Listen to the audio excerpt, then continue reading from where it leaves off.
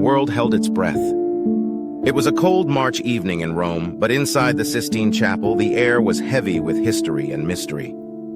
For centuries, this ritual had been the same, a secret vote, a puff of smoke, and the unveiling of a man who would lead over 1 billion people. But on this night in 2013, as the white smoke finally billowed out, something broke the pattern.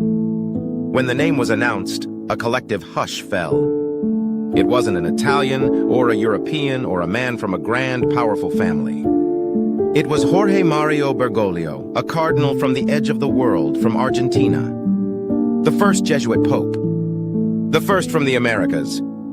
And he took a name no pope had ever dared to use, Francis, after the saint of poverty and peace. He stepped onto the balcony, not in the grand red cape of a new pope, but in a simple white cassock. The crowd roared, but he didn't raise his hand in a triumphant wave. He bowed his head and asked the people to pray for him first. In that single, breathtaking moment, we weren't just given a new leader. We were given a revolution, a shepherd who would lead not from a throne, but from the ground, with radical humility. Before he was the Pope, he was just Jorge. He was born in 1936, the eldest son of Italian immigrants in a modest home in Buenos Aires. His father was a railway worker, his mother a homemaker raising 5 children. Their life was simple, built on hard work, deep faith, and a love for family. As a young man, Jorge enjoyed the typical things: literature, philosophy, and most of all, soccer. He was a passionate, lifelong fan of the San Lorenzo team, and to this day, he still follows them closely. But in his early 20s, his life took a dramatic, unexpected turn. At 21, he was struck by a severe lung infection that nearly took his life. For days, he hovered between life and death. To save him, doctors had to surgically remove part of his lung. He was physically weaker, but spiritually, he became something else entirely. That brush with death didn't just leave a physical scar, it carved a spiritual one, impressing upon him a radical sense of mercy and the fragility of life. This wasn't a man who learned about suffering from a book. He had felt it in his own body. He understood what it meant to be fragile, to be dependent on the kindness of others.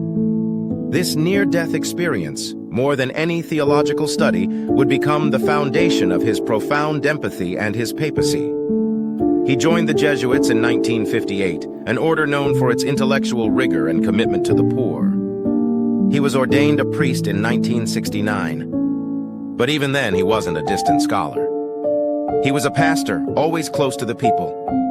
His Jesuit training taught him to discern, to listen, and to serve with humility. When he became the Archbishop of Buenos Aires, a position of great power and prestige, he rejected the grand trappings of the office. He chose to live in a simple apartment instead of the opulent bishop's palace. He took the public bus and the subway, moving through the city just like everyone else. He cooked his own meals. He didn't just visit the poor in the city's villas miserias, the shanty towns. He walked among them. He listened to their stories, embraced their children, and prayed with them. He showed the world that the church's mission wasn't to be a fortress of doctrine, but a field hospital, rushing to where the wounds were deepest. His presence among the poor wasn't symbolic, it was personal. He became known by a simple yet powerful title, the Cardinal of the People. He told his fellow Argentinians that instead of traveling to Rome to see him receive his cardinal's hat, they should donate the money they would have spent to the poor. His actions spoke louder than any sermon. When Pope Benedict XVI shocked the world by resigning, the cardinals in conclave faced a monumental task. The church was in crisis, facing scandals and a growing disconnect with ordinary people. They needed a leader who could heal. They turned to the man who had already proven himself a healer on the streets of Buenos Aires. No one was prepared for what came next. From the moment he bowed on that balcony, he set a new tone for the papacy. He chose to live in the modest Casa Santa Marta guest house instead of the grand apostolic palace. He broke centuries of tradition by washing the feet not just of priests, but of prisoners, of women, of Muslims. These were not mere gestures. They were profound acts of teaching, challenging the world to embody Christ's example of service. His first papal trip was not to a major capital, but to the tiny island of Lampedusa, to mourn the deaths of migrants. There he declared the globalization of indifference. He confronted climate change head-on in his groundbreaking encyclical Laudato Si, declaring that the cry of the earth and the cry of the poor were one and the same.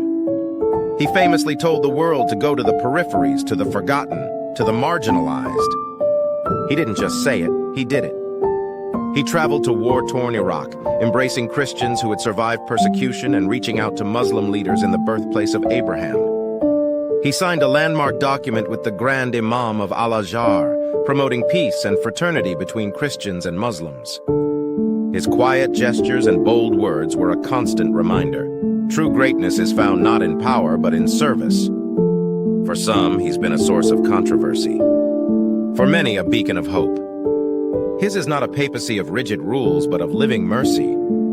He has shown that to be a shepherd, you must smell like your sheep. He has reminded us that the church is a field hospital meant to heal, not to judge. His story is still being written, but his legacy is clear. He is the Pope who taught the world that the most radical act of faith is an act of simple human kindness.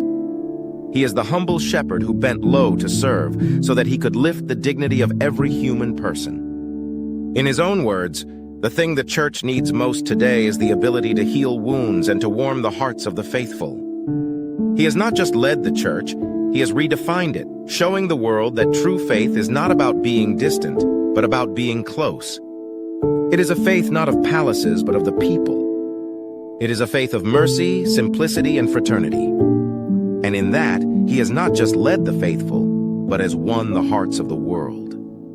If his story touched your heart today, please give this video a like and share it with someone who needs to hear this message of hope and humility. And if you want to see more stories that remind us of the power of a single person to change the world, be sure to subscribe to the channel and hit the bell for notifications.